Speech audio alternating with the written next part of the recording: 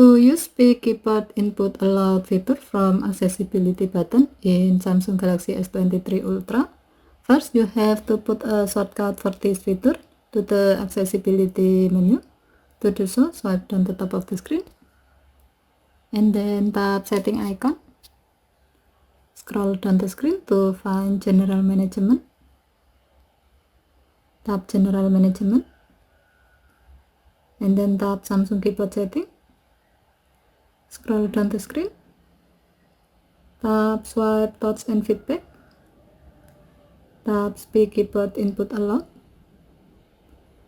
and then tap Speak Keyboard Input Allowed shortcut.